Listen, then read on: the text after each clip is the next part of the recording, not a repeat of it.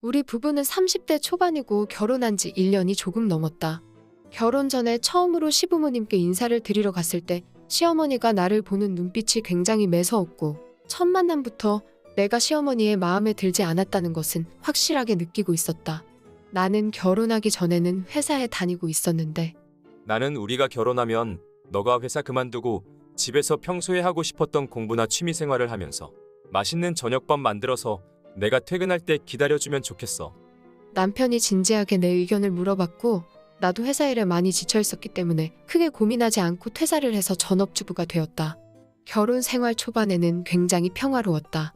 아침에 일어나서 남편과 간단하게 아침 식사를 하고 낮에는 집안일도 하고 책도 읽으면서 여유로운 시간을 보내다가 저녁에는 맛있는 저녁 식사를 준비해서 남편을 기다렸다. 특별하지는 않았지만 정말 행복한 나날을 보내고 있었다. 결혼하고 1년쯤 되었을 때 집 근처로 시부모님이 이사를 오셨고 그때부터 시어머니가 평일 점심마다 우리 집에 오시기 시작했다. 시어머니가 처음에 우리 집에 오셨을 때가 지금도 기억이 생생하다. 미리 연락도 없이 갑자기 오셔서 나는 완전히 무방비 상태였는데 너는 점심시간에 시어머니가 집에 왔으면 어머니 점심 드셔야지요? 하고 밥상을 차려야 하는 거 아니니? 너는 처음 봤을 때부터 느낀 거지만 어쩜 그렇게 눈치가 없니? 나는 시어머니의 갑작스러운 방문에 당황스러웠지만 어머님 죄송해요. 바로 식사 준비해 드릴게요. 내가 점심에 먹으려고 만들어두었던 오므라이스를 서둘러서 식탁에 차려드렸다. 시어머니는 한 입 드실 때마다 어머나 세상에, 이렇게 맛없는 걸 우리 아들이 매일 먹고 있는 거니? 네? 내 말이 잘 안 들려? 너가 만든 음식이 너무 맛없다고 말하고 있잖니. 나는 당황스러워서 스푼을 가져와서 한 입 먹어봤는데 평소와 똑같은 레시피로 만들었고 이게 왜 맛이 없다고 하시는지 전혀 이해할 수 없었고 너무 당혹스러웠다.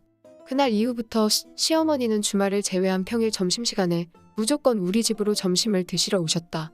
정성스럽게 식사 준비를 해드리면 시어머니는 드실 때마다 맛없다고 불평불만을 하셨고 어느 날은 냄비째로 싱크대에 음식을 전부 쏟아버리셔서 나는 너무 놀라서 눈물이 나온 적도 있었다. 시어머니는 집에 오실 때마다 청소 상태가 엉망이다.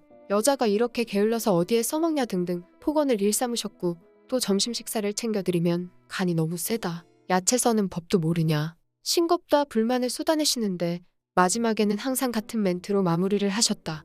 마누라가 이렇게 요리를 못하면 남편이 밖에서 열심히 일할 마음이나 생기겠어? 우리 아들이 너무 불쌍하다. 내가 너를 하나부터 10까지 다 가르쳐야겠구나. 나는 사실 어릴 때부터 홀어머니 아래서 자랐는데 친정엄마가 일하러 출근하시면 혼자 끼니를 해결하기 위해서 어릴 때부터 요리를 했고 자화자찬일 수도 있지만 나는 어디에서든 요리가 특기라고 자신 있게 말할 수 있을 정도로 자부심을 가지고 있었다. 남편과 처음 연애를 시작했을 때 카레를 만들어준 적이 있었는데 남편은 한 입 먹자마자 두 눈을 동그랗게 뜨면서 말했다. 요리를 엄청 잘하는구나. 나 이렇게 맛있는 카레는 태어나서 처음 먹어봐. 나 기분 좋으라고 오버해서 말하는 것 같은데 그래도 맛있게 먹어줘서 고마워. 남편은 그날 이후로 나를 만날 때마다 항상 맛있는 거 만들어달라고 간절하게 말할 정도로 내가 만든 음식들을 좋아했었다. 시어머니가 한 입 드실 때마다 인상을 찌푸리는 건 음식의 맛이 문제가 아니라는 사실도 잘 알고 있었다. 설마 내가 결혼해서 시집살이를 당할 줄이야. 나는 친정엄마 생각도 나고 서글픈 마음이 들었지만 똑같이 상대하면 더 피곤해질 것 같고 남편한테 말하는 것도 내키지 않아서 그냥 최대한 무시하면서 지내고 있었다. 그러던 어느 날이었다. 시어머니는 친정엄마가 만들어주신 무장아찌를 먹어보시더니 이게 뭐야? 장아찌에서 시궁창 맛이 나는데? 이거 썩은 거 아니야? 라고 말하면서 내가 말릴 틈도 없이 순식간에 음식물 쓰레기통에 전부 쏟아서 버리고 말았다. 나는 인내심의 한계를 느끼고 그동안 꾹꾹 참아오던 분노가 한 번에 터졌다. 잠깐만요. 지금 뭐 하시는 거예요? 아무리 시어머니라고 해도 이건 너무 하시는 거 아니에요? 나한테 지금 감히 소리를 지르는 거야? 이거 저희 엄마가 고생해서 만들어주신 거예요. 이 무장아찌는 엄마 반찬 중에서도 제가 가장 좋아하는 거라고요. 어쩐지 너네 엄마가 이렇게 음식 솜씨가 엉망이니까 너도 그 모양이구나? 역시 그 엄마의 그 딸이네. 나는 너무 분해서 눈물이 쏟아졌고 시어머니에게 똑같이 대갚음해주겠다고 다짐을 했다. 바로 그 다음 날 시어머니는 점심시간에 또 집으로 왔고 당연한 듯이 식탁에 앉아서 점심밥을 차리라고 호통을 치고 있었다. 나는 미리 준비해둔 음식을 차려드렸고 시어머니는 한 입 드시더니 순간 얼어버렸다. 너 이거 맛이 너무 이상한 거 아니야? 원래 그런 맛이 나는 음식이에요. 매일 똑같은 메뉴만 먹으면 식상하잖아요. 앞으로 새로운 음식 많이 만들어 드릴 테니까 지금처럼 매일 오세요. 어차피 지금까지 정성 들여서 맛있게 만든 음식을 내놔도 항상 쓰레기 취급을 받았기 때문에 나는 이제부터 정말로 맛없는 요리를 시어머니께 드리기로 결심을 했다. 음식이 단순하게 싱겁기만 하면 아쉽기 때문에 조미료를 있는 대로 대충 쏟아부었고 말도 안 되는 맛이 날 수밖에 없었다. 지금까지 시어머니는 내가 만든 음식을 먹으면서 맛없다고 불평하기는 해도 대부분 다 먹는 경우가 많았는데 본격적으로 정말 맛없는 음식을 드렸더니 한 입 먹고는 그대로 젓가락을 내려놓았다. 이제는 안 오시려나? 했는데 다음날 여전히 시어머니는 점심시간에 딱 맞춰서 집에 오셨다. 오늘도 어머님을 위해서 열심히 요리했어요. 많이 드세요. 시어머니는 처음에는 먹는 신용이라도 하시더니 결국 또 젓가락을 그대로 내려놓았다. 그래도 싫은 소리는 계속하고 싶으신지 꾸준히 집에는 오셨는데 나도 포기하지 않고 계속 일부러 망친 음식을 드렸더니 도저히 안 되겠다고 생각하셨는지 시어머니는 아예 집에 오지 않게 되었다. 나는 다시 평화로운 일상을 보내게 되었는데 수일 후 굉장히 흥분한 목소리에 남편에게서 연락이 왔다. 이야기를 들어보니 시어머니가 남편에게 전화를 해서 내가 요리를 너무 못한다고 화를 내셨다고 한다. 그러나 남편은 당연히 내가 만든 음식이 맛있다는 사실을 알고 있었고 오히려 시어머니가 스스로 매일 우리 집에 왔었다는 사실을 말해버려서 남편은 화가 머리끝까지 났고 자신도 모르게 소리를 질렀다고 한다. 엄마가 우리 집에 매일 점심을 드시러 갔다고? 아니 왜? 설마 며느리 시집살이 시키려고 그러신 거야? 남편은 집에 오자마자 진심으로 미안하다고 사과를 했다. 엄마가 집에 처음 오셨을 때 바로 나한테 말해주면 좋았잖아. 진짜 너무 미안해. 나는 당신 요리가 우주에서 가장 맛있어. 맛없을 리가 없는데 우리 엄마가 말도 안 되는 억지를 부리다니 정말 이해가 안 된다. 나는 남편에게 지금까지 있었던 일들을 전부 이야기했고 일부러 맛이 엉망진창인 음식을 드렸다고 했을 때 남편은 크게 웃음을 터뜨렸다. 그렇구나. 엄마가 맛없는 요리는 도저히 못 먹겠고 화풀이하고 싶어서 나한테 전화하셨던 거구나. 사실 나도 음식들 버릴 때마다 너무 아깝긴 했는데 식비가 쓸데없이 낭비되었고 그 부분에 대해서는 나도 미안해. 엄마 때문에 스트레스 받게 해서 미안해. 내가 지금 당장 집에 가서 확실하게 말하고 올게. 남편은 시아버지께도 시어머니의 만행을 전부 말씀드렸다. 시아버지는 아직 현역으로 회사를 다니고 있었는데 평일 점심마다 시어머니가 우리 집에 와서 나를 괴롭히고 있었다는 사실을 알고 크게 분노하셨다.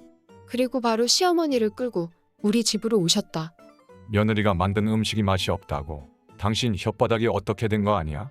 당신이 만든 음식보다 100배 1000배는 더 맛있는데 무슨 헛소리를 짓거리고 다닌 거야. 시어머니는 큰 충격을 받은 것 같았다. 나는 시아버지의 말씀에 마음속으로 깊이 공감을 했다. 시어머니가 우리 집에서 내 음식이 너무 형편없어서 아들이 불쌍하다면서 가끔 직접 반찬을 만들어 두고 가시고는 했는데 나중에 내가 살짝 먹어보면 전체적으로 맛의 조화가 전혀 맞지 않아서 내 기준으로는 맛이 없었다. 그래서 내가 다시 간을 맞춰서 저녁에 남편에게 주고는 했었다.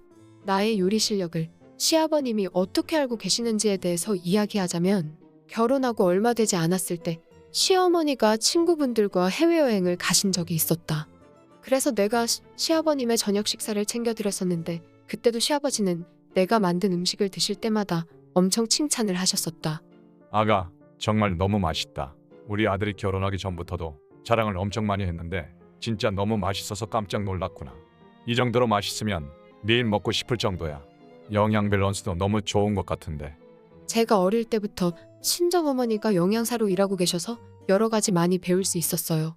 우리 아들은 이렇게 요리를 잘하는 아내와 평생 같이 살게 되어서 정말 행복하겠구나. 앞으로도 우리 아들 건강을 잘 부탁하마.